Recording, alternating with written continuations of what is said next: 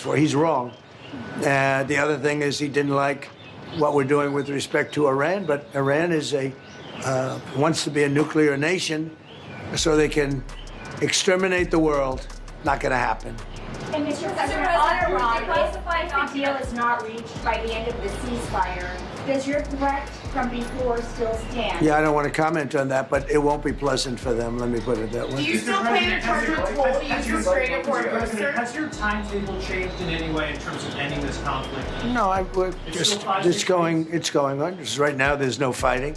Right now, we have a blockade. They're doing no business. I didn't like seeing boats come out if they were doing business with Iran, but if they weren't, no boats came out. So now Iran is doing absolutely no business, and we're going to keep it that way very easily. Don't forget, their Navy is gone, their Air Force is gone, their anti-aircraft is gone, their radar is gone, and their leaders are gone. Yeah.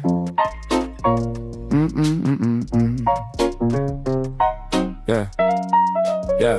He on the phone talking tough like a sitcom dad. All caps in the chat, little finger so mad. Bomb this, hit that, like a board game brag. While the map got names that he barely can flag.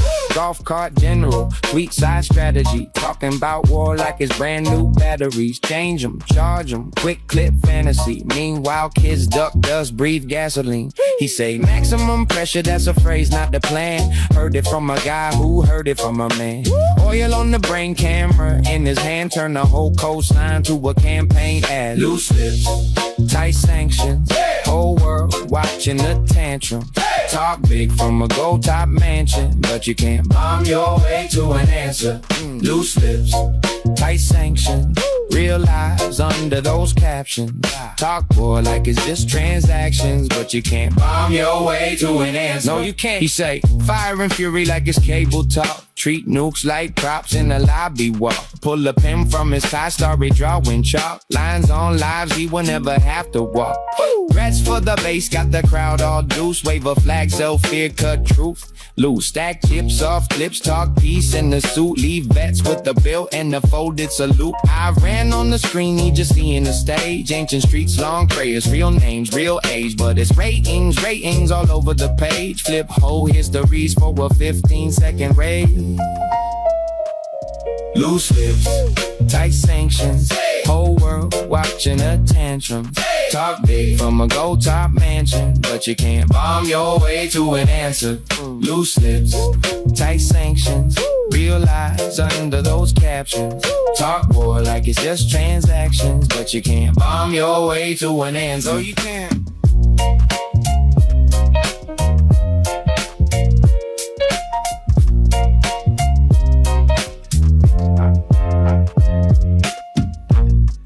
Trump goes nuts after Stephen Colbert destroyed him on live TV. Not even Hitler did this. Today is Wednesday, April 15th, 2026, and on Monday night, April 13th, Stephen Colbert did something on live television that no other late-night host in America has had the guts to do. He stood in front of his late show audience at the Ed Sullivan Theater in New York City, a man who has less than 40 days left on CBS before his show is canceled forever, a devout Catholic who has spent his entire life studying scripture, and he looked straight into the camera, and he compared Donald Trump to Adolf Hitler and Benito Mussolini. And he did not do it with a joke setup. He did not do it as a throwaway line. He did it by quoting Italian religious historian Massimo Fagioli, who had just told Reuters, and I am quoting directly, "Not even Hitler or Mussolini attacked the Pope so directly and publicly." Then Colbert delivered the line that is now going viral across every single social media platform. Quote, "It's never great when someone says, you should really be more discreet and respectful. You know, like Hitler." And the entire country exhaled at once. Because the most beloved late-night host in America. When it relates to oil, it's a good thing. But they're coming to our country. Right now, there are many boats coming to our country. Now, it could very well be this is going to be settled before that. We've been called this morning by the right people, the appropriate people, and they want to work a deal. They would like to work a deal. Is it your anticipation, Mr. President, that other countries will assist in this effort to blockade Iran and those? Yeah, other countries are going to also. Which countries, sir? We don't need other countries, frankly, but they've offered the services. We'll let it be known probably tomorrow.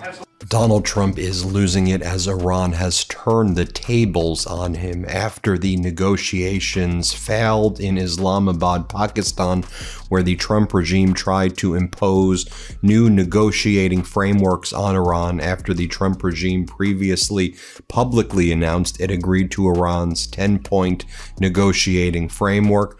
Iran kicked into high gear with its taunts and its mockery and its trolling of Donald Trump and his regime. You see, Iran realized that not only do you have to fight Donald Trump on the battlefield, but in the information age using AI, which Donald Trump uses, Iran was prepared to engage in this asymmetrical online warfare against Donald Trump with a troll army and producing these AI videos. You know, the State Department used to have whole divisions and departments previously that would try to counteract this kind of stuff from foreign interests, foreign powers, but Donald Trump and Marco Rubio and Doge got rid of all of those departments, and there's been this open lane here where Iran saw the opportunity and started rolling out these videos just mercilessly trolling Donald Trump, and Trump can't handle it. I mean, Donald Trump goes back to his own playbook. He was at the UFC fight where he barely got any applause from a crowd that was once favorable to him. I'm doing another video on this, but you had Dana White had to hold Donald Trump's hand and kind of walk with him because Trump was so physically and cognitively addled. And Trump was just, in terms of trolling, I mean, Trump's getting just outplayed by Iran right now. Lots of these former MAGA people too are like, you can't even beat Iran at the online trolling stuff. That's what you've done to the US. I mean, just take a look at these like Lego videos that Iran's been putting out, and it's very detailed stuff. They do these videos where they show Donald Trump's social media posts and they have it burn, and they'll have like these videos of Trump drinking crude oil and that like the oil's keeping Donald Trump alive, and they have these videos showing Donald Trump as a clown, or the Iranians haunting Donald Trump in his sleep like the Grim Reaper.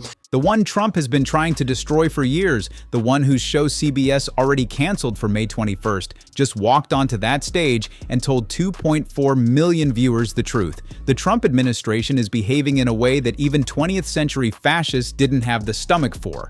And tonight, I am going to walk you through every single word of it, because this is the moment. This is the late night monologue that is going to be replayed for years. Before I get deeper into it, I want to ask you something. If you believe late night hosts like Stephen Colbert, a man about to lose his network platform for the sin of telling the truth about Trump for a decade straight, deserve to have their work amplified by independent voices who cannot be canceled by a corporate merger or an FCC threat, please consider joining our membership community for just $9. So we've lost. There's nowhere to go. It's checkmate. We can't do the things we think we can. We're tweeting, we're truth socialing, whatever. We're trying to win the war on social media, and we're not even doing that because do you have the Lego thing up? Can you get that Lego video? We're not even winning the shit talking war. We're not even winning that. The shit talk? You think America would win that? At least. If we're going to win one thing, we're getting bodied by Iranian AI in the war of shit talk. Truly. How embarrassing. We're the country that invented shit talk, and we're getting lit up.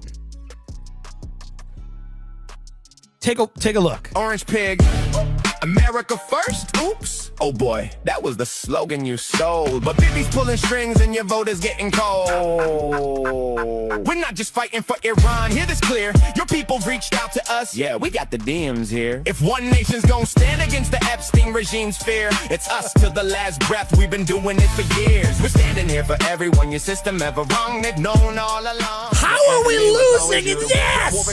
We are getting bodied with the Lego stuff. Stealing from your own people, making them bleed, taking tax dollars just to fund your own greed. They waking up to the lies of illusions of birth. You scream America first now. You put Unbelievable. First. Make Israel great again. Your government is run by pedophiles. They ordered you to die for Israel. They ordered you to die for Israel. They lie. I mean, we're not even winning that. We're losing that. I mean, it's unbelievable. God. And here are some statements that we're hearing from, MAGA people. Let's play this clip right here. Not proud of it. Man enough to say it. I was one of those guys back in 2020, 2024, shit, even 2016 before I could vote. I was all for Trump. I was all for MAGA. I believed he was going to make America great again. I believed he was going to drain the swamp. I thought he was going to be different. He wasn't a career politician. And boy, was I wrong. My views didn't change. They still remain the same. I did fall for the deception, though, because I can't in good conscience support someone who's responsible for a pointless war where thousands of innocent lives are dying every single day. I can't support someone who mocked Christ on Easter. I sure as hell can't support someone who calls the people who want transparency on one of the most heinous and insidious acts in human history, the Epstein files, calls them liars and lunatics. He's probably a part of it himself. Can't support that. When it comes to politics, it's hard to even align myself with one of the parties because they're both being controlled by the same puppeteers at the top. So I was wrong. Not proud of it. Man enough to say it. I mean, truly a shocking turn of events, and we're going to keep you posted every step of the way. But we should be studying what these tactics are, because clearly the Trump regime wasn't prepared for any of it. They weren't prepared on the battlefield what Iran was going to do with its Arab nation neighbors that were promised a security umbrella by the Trump regime but got none of it. The Trump regime was surprised by Iran controlling the Strait of Hormuz, and they're surprised by the information war taking place, and they're getting, outmaneuvered online. Iran was ready with the online army, as you saw right there. Anyway, let me know what you think. Hit subscribe. Let's get to 7 million subscribers. Thanks for watching. According to NBC News and the Boston Globe, the Pope was asked about the war in Iran, about Trump's whole civilization will die tonight threat from the week before, and about the administration's handling of the conflict. And Pope Leo did what popes do when faced with a moral question. He spoke plainly. He said he had no fear of the Trump administration or speaking out loudly.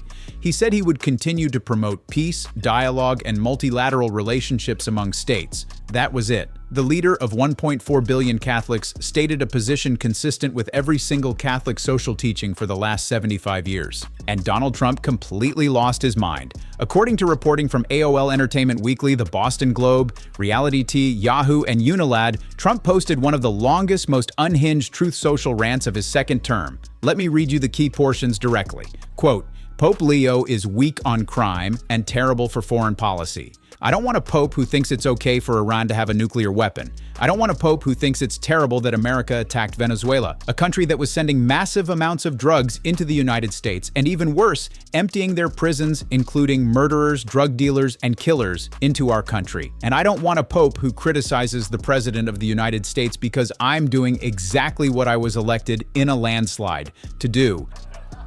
Bishop Robert Barron supports you and your policies and praises you for defending religious freedom. Yeah. He now says you owe Pope Leo an apology. Will you apologize? No, I don't, because Pope Leo said things that are wrong. He was very much against what I'm doing with regard to Iran, and you cannot have a nuclear Iran. Pope Leo would not be happy with the end result. You have hundreds of millions of people dead, and it's not going to happen. So I can't. I think he's very weak on crime and other things. So I'm not. I mean, he went public. I'm just responding to Pope Leo. Then they have these messages like this liar, and it says, let's be clear, this ain't about politics. It's about character. 13%, that's the verdict on your soul. You spent your whole life chasing ratings, buildings, a golden cage around a pathetic, empty man, a con artist who got too loud. You ain't a leader. You're a joke without a punchline. History won't remember a president. It'll remember a shameful footnote. You got zero respect, period. Now, that was after these negotiations broke down in Islamabad, Pakistan. Iran releases a video and releases those messages right there. And they were putting out these AI Lego videos and other AI videos all day. I mean, they put out an official statement as well where they said, Iran showed up to have these negotiations with the Trump regime. And here's how they put it. The perfidious, evil, and deceitful American enemy sought to achieve through the negotiating table what it failed to accomplish in war. Iran has decided to reject these conditions and continue the sacred defense of its homeland by all available means, whether military or diplomatic. This is what the Iranian Revolutionary Guard said, describing the United States as perfidious, evil, and deceitful just minutes after J.D. Vance boarded Air Force Two. And then they dropped the videos. Like, I'll show you. This was the video they dropped. They called it Liar. And it is like a scathing takedown of Donald Trump with like very meticulous detail. You know, and this is what they're doing, turning the tables on Donald Trump, unleashing a troll army on Donald Trump with videos like this. Here, play this first one right here. Let's play it. Setting record low numbers in crime and creating the greatest stock market in history, end quote. Trump went on to tell the Pope to get his act together and use common sense. The President of the United States told the Pope to use common sense. A Pope, the man who has dedicated his life to theology, peace, and moral leadership. Trump told him to use common sense. And then, about 40 minutes later, according to the Boston Globe and Entertainment Weekly, Trump doubled down by posting an AI-generated image of himself dressed as Jesus Christ, wearing a long white robe, haloed by light, ministering to an ailing man in a hospital bed. Let that sink in. The sitting president of the United States attacked the Pope on a Sunday night and then posted a picture of himself as Jesus Christ. This is the context Stephen Colbert walked into on Monday night, April 13th, 2026, and this is what he delivered. Colbert opened his monologue by pointing out exactly what Trump had done. According to the Grabian transcript of the Late Show broadcast, Colbert said that Trump was supposed to take his political setbacks in stride, act like a mature leader, and instead went after the Pope. So I'm doing something about it. Ukraine impeachment documents that were just declassified show that Eric Charanella not only submitted false information, but that he had no direct knowledge of the alleged conversation. It was all hearsay. Do you feel vindicated by those? Yeah, I do. They're a bunch of crooked people. You're talking about with respect to all of the things that they put against me? Yeah. Well, it's come out that in so many different ways. Thank you very much for that question. I appreciate it. But in so many different ways, the election was rigged. The 2020 election was rigged. We found that out. What you just said is just a piece of that. It's a big piece, but minor, relatively speaking, compared to what they did. They cheated in the election. They cheated on the vote. And they cheated in every way possible. And it's the only way we got an incompetent man to be a president. And he was an incompetent man. Many of the things that we're talking about, even including this would have been settled a long time ago, not now. And it should have been settled by other presidents. But the election was a rigged election. We can't let that happen to our country. The Trump regime's negotiating ploy in Islamabad, Pakistan with Iran was a complete disaster. The Trump regime showed up and they tried to change the 10-point negotiating framework that they previously agreed to with Iran. Iran said, no, we're sticking with the framework you previously agreed to. And then the Trump regime basically said, if you don't agree to our demands, we're going to kill all of your negotiators. And how did they do that? During the mediation in Islamabad, they planted a story in the Washington Post, which basically suggested killing the negotiators. Also, Donald Trump made a social media post saying the only reason we're keeping these negotiators alive is so that they can negotiate and give up. And the Iranian negotiators, who were the top leaders within Iran, said, well, your threats don't intimidate us. We showed what we can do during this war, and we could strangle the global economy if we want to, and especially the United States economy, and we'll help our allies and destroy the United States and their allies or former allies. So Iran then stood up and said, agree to the negotiating framework or else there's not going to be a resolution. Stop with your excessive demands in trying to defraud this entire mediation process. And then there was a stalemate that was reached. It cannot be brokered in terms of any deal. And so it ended. You see J.D. Vance leaving Islamabad. You see him going up the stairs of the airplane and going on Air Force Two and leaving. And then Donald Trump started posting additional threats, saying that he was going to now start a blockade of the Persian Gulf generally, and that the ultimate Trump card is using the USS Gerald Ford to run a blockade of Iran. And I guess the thinking is you will use the United States military to attack the allies of Iran that are being given permission to utilize the Strait of Hormuz. So think about the plan here. Is the plan to what, Donald, caused World War III. So you have your blockade that you claim now you're going to institute after these negotiations failed because you refused to stick with the 10-point negotiating framework you previously agreed to. So what happens when an Indian flag tanker shows up to the Strait of Hormuz and you have your blockade? You're going to interdict it? You're going to blow up? Colbert quoted Trump's post directly, reading out the line that Pope Leo was weak on crime. And then Colbert, deadpan, turned to his audience and said, "Yeah, man, he's the Pope. He puts people in jail." The audience roared, because that single punchline exposed the absurdity of the entire Trump rant. The Pope is not in charge of crime. The Pope has no arrest powers. The Pope does not run a district attorney's office. Donald Trump, the self-proclaimed law and order president, decided the head of the Catholic Church was somehow responsible for letting criminals go free. It is a level of incoherence that Colbert understood immediately and that no cable news anchor in America was willing to say on air. Then Colbert pivoted to the real historical context. He quoted Italian religious historian Massimo Fagioli, a professor at Villanova University and one of the world's most respected papal scholars, who had told Reuters, and I am quoting again directly from the Boston Globe and Variety reporting, "Not even Hitler or Mussolini attacked the Pope so directly and publicly." Colbert read that quote out loud to his live audience. Then he paused. Then he said, "It's never great when someone says, you should really be more discreet and respectful. You know, like Hitler."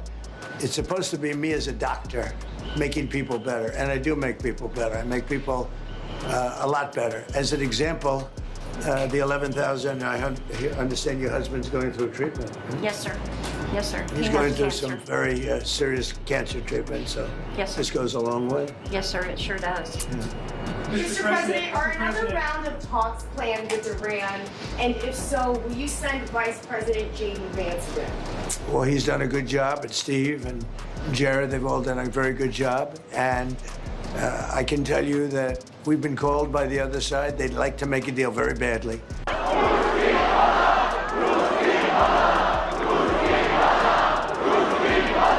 The people are celebrating in Hungary. We have massive news to report.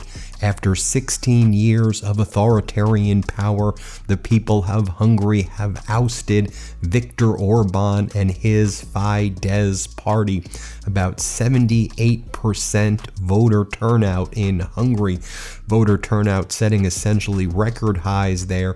Peter Magyar, who leads the opposition Tiza party, the pro-European Union party, the pro-democracy party, the anti-Putin and anti-MAGA party, will go on to win this election, and not just win this election, but win big. The projections are that the Tiza party will go on to win a supermajority. They need 133 seats to do that, to get that 2/3.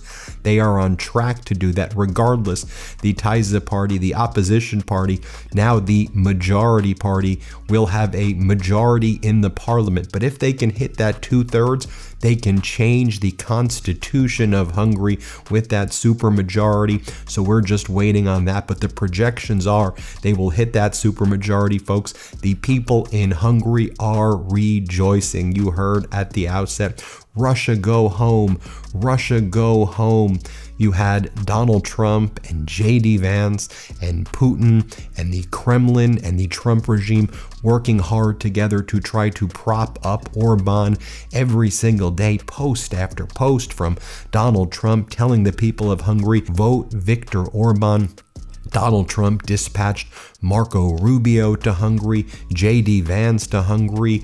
The MAGA movement held a CPAC convention in Hungary where Netanyahu's son was there. Netanyahu tried to prop up Viktor Orban. But folks, the opposition Tiza party will go on to win this election, and they will win it big with 53% reported, and this number will increase as well, of course. The audience erupted, because what Colbert had just done was not a political attack. It was a historical statement. Fagioli is not a left-wing political commentator. He is a scholar of the papacy. He studies popes. He has literally written books about the Vatican's relationship with fascist Italy and Nazi Germany. And when Fagioli says Trump's attack on Pope Leo was more direct and public than anything Hitler or Mussolini attempted, that is a historian giving you a data point. Colbert just had the moral clarity and the courage to say it out loud on CBS. Smash that like button right now if you believe Stephen Colbert just delivered the most important monologue of the year. Comment below and tell me, were you watching when he said it? Did you feel the room shift? I read every single comment and I want to know what this moment meant to you, and here is why this particular moment matters so much. What was the sticking point over? You said it was over nuclear. It was over nuclear, very similar, yeah, very good. I guess you're listening. It's over the fact that they will never have a nuclear weapon. Iran, you marking it down? Iran will not have a nuclear weapon. And we agreed to a lot of things, but they didn't agree to that. And I think they will agree to it. I'm almost sure of it. In fact, I am sure of it. If they don't agree, there's no deal. There'll never be a deal. The Taiza Party up 52.8% to 39.1%.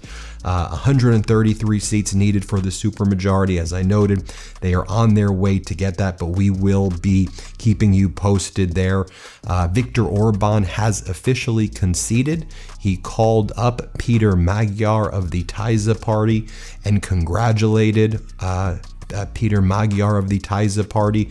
Peter Magyar posted, Prime Minister Viktor Orban congratulated us on our victory over the phone. A new Prime Minister of Hungary, Peter Magyar, everybody. And, you know, while Orban is right of that Putin sycophantic ilk, just like Donald Trump, at least Orban got on the phone and congratulated Peter Magyar right away, and at least as of now didn't say fake election and all the stuff that Donald Trump, the pathetic weasel in the White House, continues to whine about from 2020. But it is over, folks. Viktor Orban's concession speech moments ago, he said, we will continue to serve our country and the Hungarian nation. The election results, although not yet complete, is understandable and clear. The responsibility and opportunity of governance were not given to us. I congratulated the winning party. Now, before the election, you had Don Jr. posting things like this. To our friends in Hungary, we hope you will vote for independent thinking. And for someone who stands for Hungary first, we hope you will vote for my father's friend and ally. One leader in Europe has a direct line to the White House. I hope you will support Viktor Orban, rebuked because the United States under the Trump regime has become utterly pathetic. Treasonous, traitorous Trump and his treasonous, traitorous family, in my opinion, of course, protected by my First Amendment speech under the United States Constitution, has disgraced the United States, has disgraced the world. Stephen Colbert is a devout Catholic. According to the Boston Globe and Yahoo reporting on his April 13th monologue, Colbert's Catholicism is not performative. It is not a costume. He was raised Catholic, he teaches Sunday school, he has spoken openly for decades about his faith, and he has hosted 3 popes in his career's orbit as one of the most prominent Catholic figures in American entertainment. When Stephen Colbert defends the Pope on The Late Show, he is not doing it for applause. He is doing it because his church is being attacked by the President of the United States. And for a devout American Catholic, watching a sitting U.S. president who has never attended Mass regularly, who has never demonstrated any serious religious study, who sells Bibles out of his personal brand, attack the Holy Father of the Catholic Church while posting an AI image of himself as Jesus Christ is one of the most offensive things that has happened in American public life in decades. Colbert had every right to call it what it was. And he did. Now let me tell you what happened next on Late Night, because Jimmy Kimmel and Jon Stewart both piled on in ways that made the whole thing even more devastating. It's a lot. Do you still want to charge them? Coming from predominantly going to China, Mr. President, has Xi Jinping reached out? I know you're going to be... No, but we have a very good relationship with China. He would like to see this ended also. He certainly wants it ended. Everyone, I want to see it ended too, but we can't give a nuclear weapon to a group of people that have caused nothing but havoc for 47 years. Look, I'm the president that's done something about it. This should have been, and many other presidents regret that they didn't. You know, and then they started having these videos, you know, spread online. Like there's this video with like Jeffrey Epstein haunting Donald Trump as Trump's demons spawn on his shoulder, basically. And everywhere Trump goes, you have Epstein on his shoulder. Here, play this clip. Don't fight it, Donnie. We've been bonded since the 90s. We don't want those tapes to come out now, do we? Call Tucker low IQ. Tell them that Candace is unattractive. And call Alex Jones a nut job. I've given you war. I've given you chaos. I've done everything you've asked me to. Asked? Silly Donnie, I don't ask.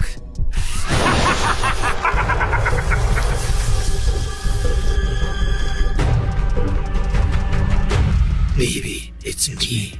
He's gone. I'm in charge now. You'll get everything. The wars, the money, all of it. Now about these tapes. Or how about this video right here using Donald Trump's social media posts where Donald Trump, was like, open the effing straight. And this is what it looks like. Someone ranting and raving like a lunatic. Let's play it. Open the straight right fucking now! Now, even these big right-wing former influencers like current influencers, but former like Trump adjacent type of people like Tim Dillon, kind of a right-wing podcast guy, I guess more libertarian, but was part of that whole right-wing kind of podcast community, back in the, back when, Trump would go on all of those types of shows. And he goes, this is what he goes, so let me get this straight. We're getting bodied by Iranian AI in the war of shit talk. Like Donald Trump is so bad. He's so horrible and such a loser. He's now even like Trump's whole thing is shit talking, but like he's bad at that. And now he gets out shit talked. And I hate cursing by the Iranians. Here, play this clip.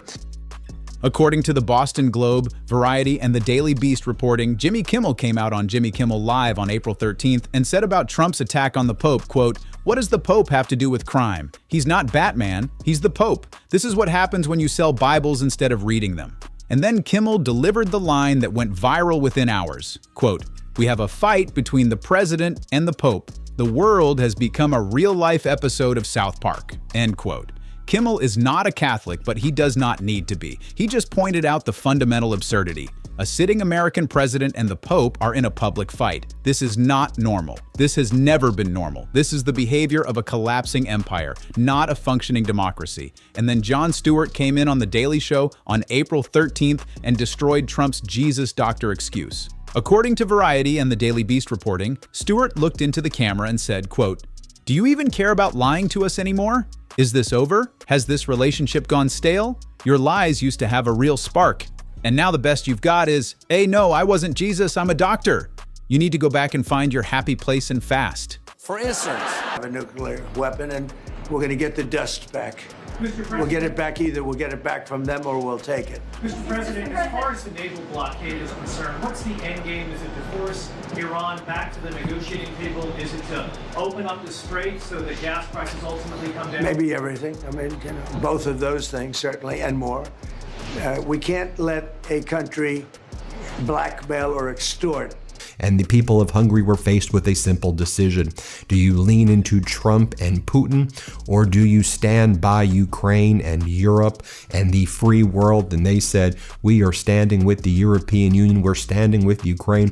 We're standing with Canada. We're standing with Australia. That is what we want our future to be, not this Trumpian, Putin, authoritarian mess. Ursula von der Leyen, the president of the European Commission, posted the following: Europe's heart is beating stronger in Hungary tonight. Remember the Donald Trump post from last week? He was posting this every single day. Get out and vote for Viktor Orban. Remember Donald Trump cut a video that he sent to Orban that was played in Hungary over and over again. Here's what he said. Play this clip. A very big hello to CPAC Hungary. Congratulations to CPAC Chairman Matt Schlapp, as well as the Chairman of CPAC Hungary, Mikolos Sento, on this historic fifth gathering in the magnificent city of Budapest. It's a great place and a great country. I also want to send my best wishes to Prime Minister Viktor Orban, who I am endorsing, as you know. I am endorsing his election, which is coming up pretty soon. He has my complete and total endorsement, as a matter of fact. The Prime Minister has been a strong leader, who's shown the entire world what's possible when you defend your borders, your culture, your heritage, your sovereignty, and your values. He's a fantastic guy, and it's such an honor to endorse him. And remember, J.D. Vance showed up there. Play this clip. In support of Prime Minister Orban, because together, the President of the United States and the Prime Minister of Hungary have been able to do amazing things. Stewart went further on his podcast, The Weekly Show with Jon Stewart, saying about the Jesus image. It's literally the picture you always see of Jesus, with the light in his hand, healing somebody. But somehow Trump was like, I think that's from the pit.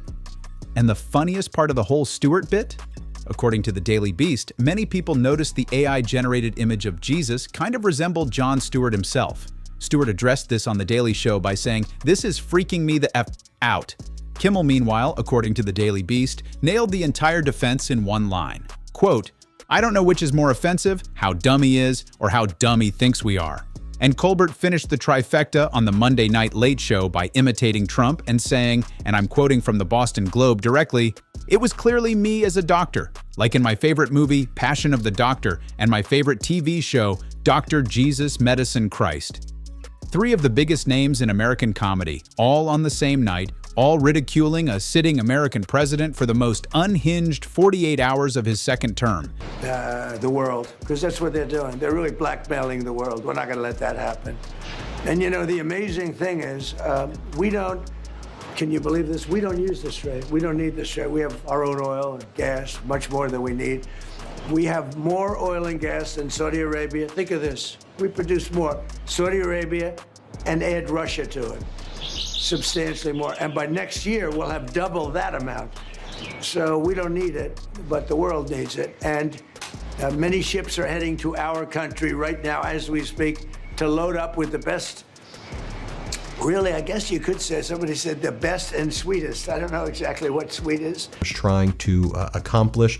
I think about Donald Trump back on his, remember that Board of Peace thing that he did? By the way, where's that Board of Peace? More fraud, right? More fraud money saying, oh, the Board of Peace is going to do this and that in the Middle East, right? As Donald Trump has destroyed the world order, as Donald Trump's unlawful war still rages in Iran, the disastrous negotiations that took place where Donald Trump tried to change the 10-point framework that he agreed to with Iran and now says he's blockading all of the Persian Gulf like the traitor that he is, in my opinion. Here's what he said about the Board of Peace meeting. Play this clip. But we're honored to be joined today by Prime Minister Rama of Albania.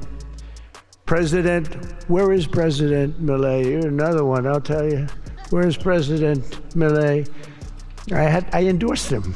I'm not supposed to be endorsing people, but I endorse, when I like people, you know, I've had a very good record of endorsing candidates within the United States. But now I endorse foreign leaders, including Viktor Orban, who's here, and others. And I endorse this gentleman, Milei.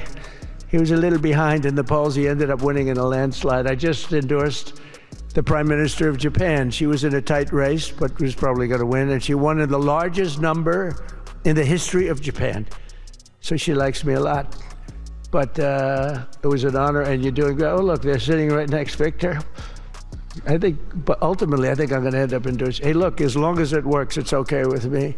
But the endorsement seems to be working in foreign countries, too, so that's good. But nice to have you both. Victor, nice to have you both. Very proud of you.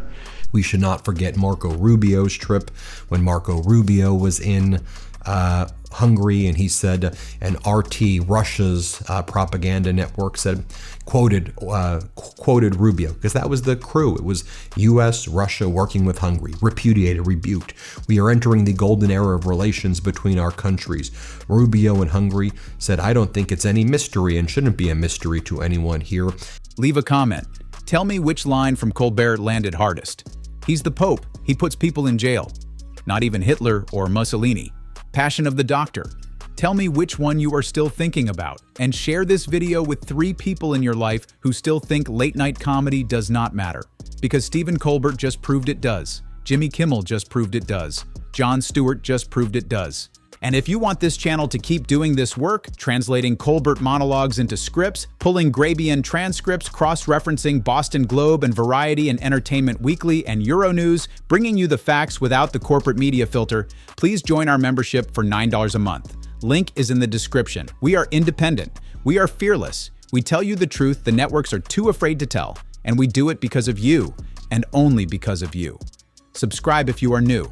Turn on notifications. I will see you tomorrow, because as long as Stephen Colbert has 38 days left to tell the truth on CBS, and as long as Donald Trump is attacking the Pope and posting AI Jesus images, we are going to keep exposing every single one of them. Stephen Colbert did his job. Now let's do ours.